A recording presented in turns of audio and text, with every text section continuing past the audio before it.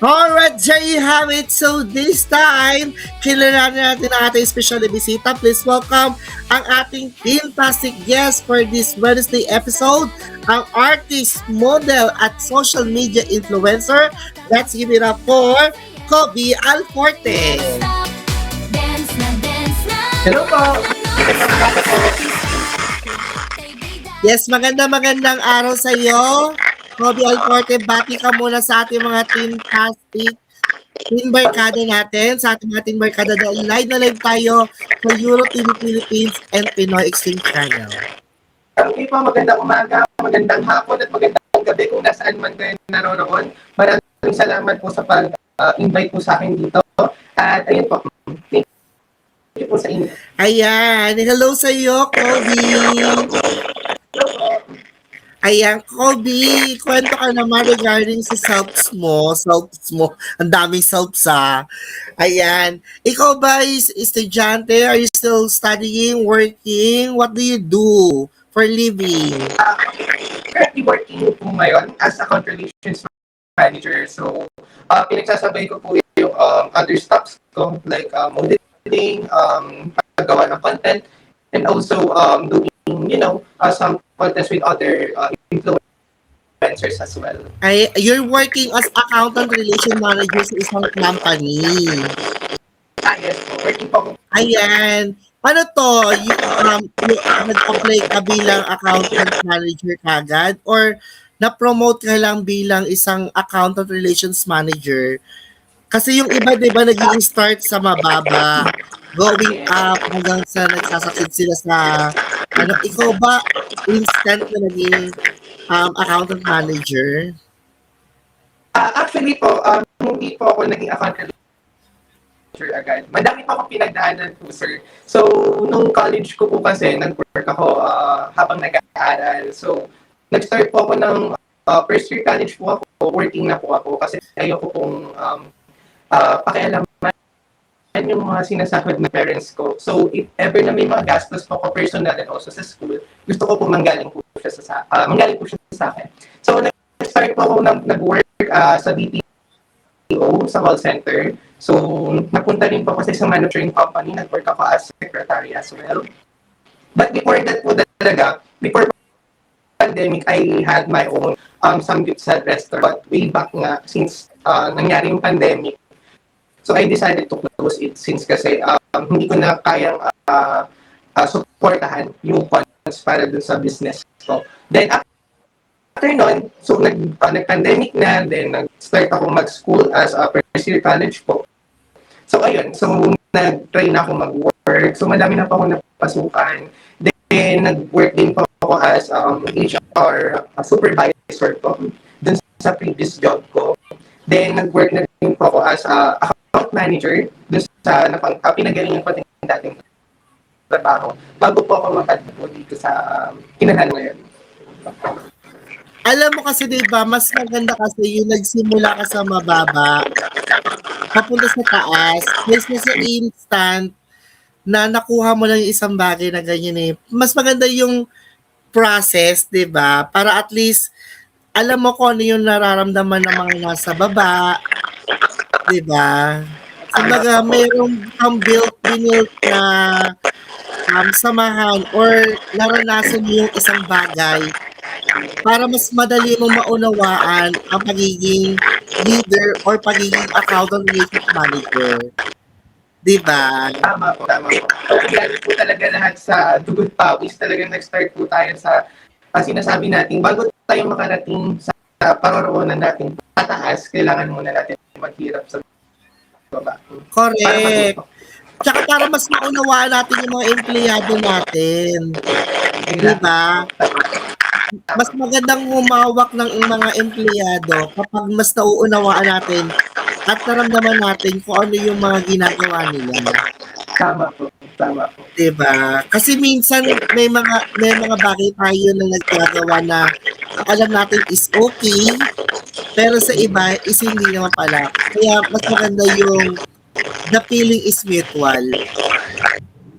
Yes, tama po. So, talagang dapat bakit marating yun. So, ang dami ko nga pong pinagdaanan. So, ngayon, kaya ko na pong humawak ng tao. trabaho, kaya ko na pong humawak ng kliyente. So, talagang pagdadaan mo na yung hirap.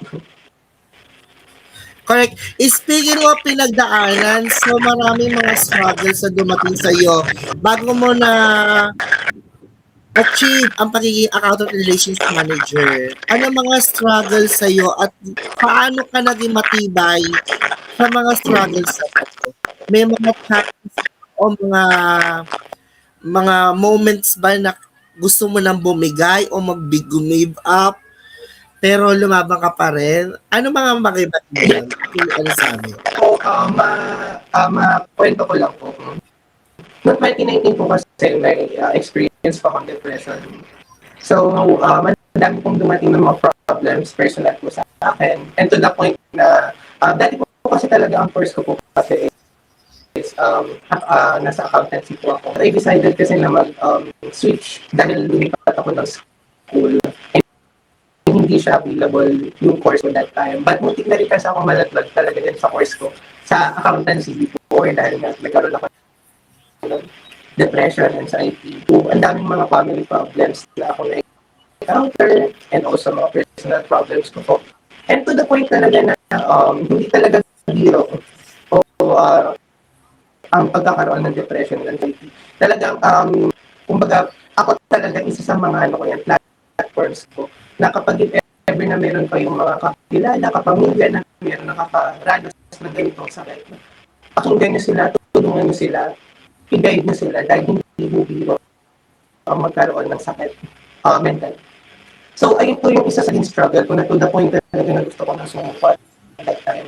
Na parang tingin ko yung buong mundo, hindi siya sumasang-ayon sa akin na parang puro problema na lang yung na-encounter ko at that time at wala nang solusyon. But, ayun nga, syempre, dun yung time na nakilala ko din, syempre si Word.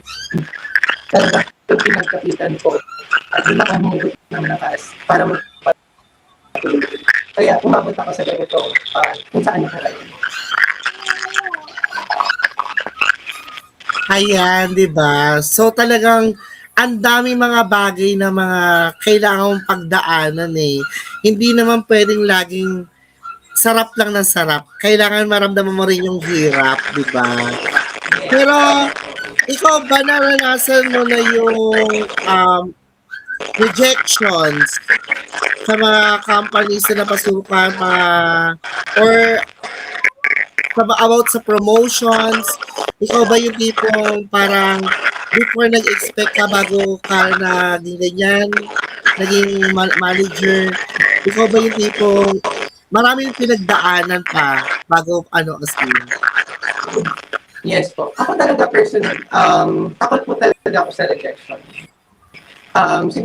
Siguro nakasanayan ko na laging nakukuha ko yung, hindi naman lagi nakukuha yung gusto ko in material things. Pero siguro yung way back na elementary ako, high school ako, lagi ako on top. So parang yung rejection sa akin, hindi ko siya kayang ma-take. Pero when I grow up, doon ko na-take na, ay maganda din pala ang rejection para matuto tayo. Hindi lahat ng bagay sasang-ayon sa atin. Kailangan matuto muna tayo. Alam mo yun, kasi in reality naman talaga hindi natin makukuha yung gusto natin. But if gagawa ka ng paraan para ma-achieve yun, then it's possible. Oo. Pero depende pa rin sa mga taong nagre-reject ha. Oo. Yung mga deserving people lang na rejection. Kasi kung may tao naman na i-reject ka, pero wala namang bilang sa'yo, who cares, di ba? Kumbaga parang pakialam ko sa'yo, mamatay ka sa inggit dyan, di ba? Basta ako, ipapursue ko mga goals ko ngayon. Kung ikaw, wala kang pangarap sa buhay, bahala ka sa buhay mo, di ba? Ang mahalaga naman, focus ka lang dapat sa path mo. Don't mind other people, just mind your own business. That's correct. But, this time, ito na mga tanong ko sa'yo, how do you handle people na gusto kang hilahin pababa? Hindi naman mawawala yan eh. Meron na ganyan na tinatawag natin kupal sa trabaho. Di ba? Yung akala mo sa pag-sumbongero niya o sumbongero niya, magiging tagapagmana ng kumpanya. Yung pinipilit ka niyang hilahin pababa, yung kahit anong gawin mo, meron a couple na talaga. Yes. How do you handle people like that?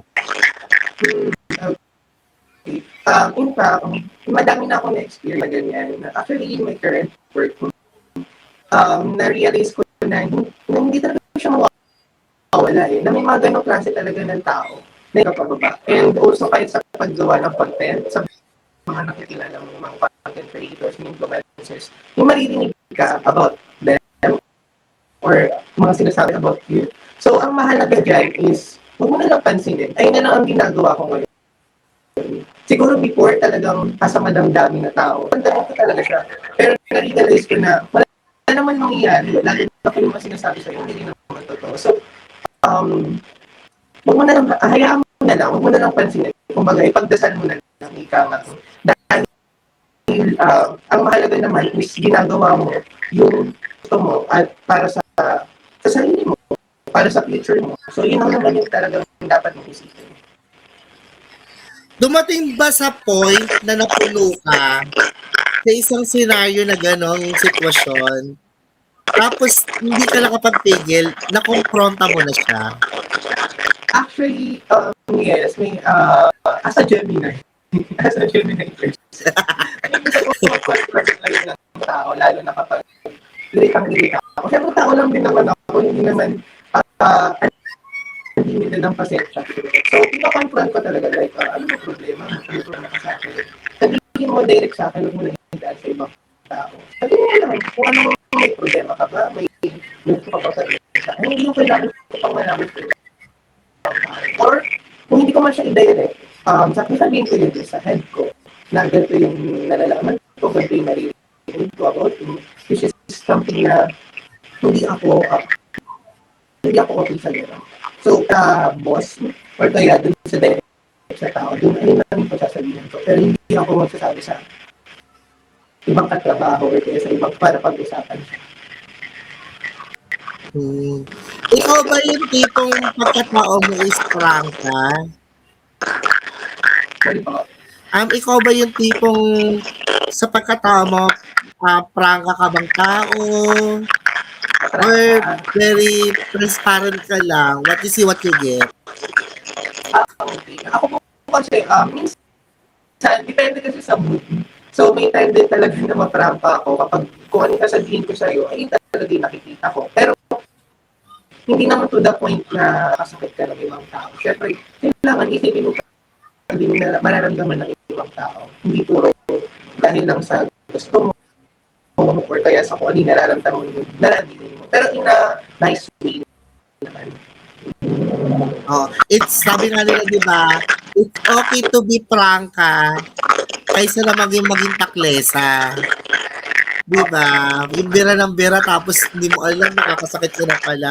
Pero some other, sa kabilang banda, mas okay na rin yung maging prangka ka para at least kung totoo ka kaibigan o totoong tao ka, is mabago niya yung ugali niyang ganon.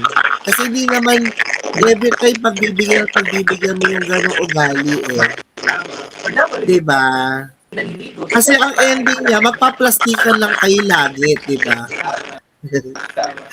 Anyway, mga katimarkada, sa ating pagbabalik is mas kikilalanin pa natin si Kobe sa kanyang mga iba pang mga pinagkakabalahan at other na mga kanyang mga daily routines. So, sa pagbabalik ng Teenstar Online Chikahan. Hey, hey, hey, hey, Teenstar na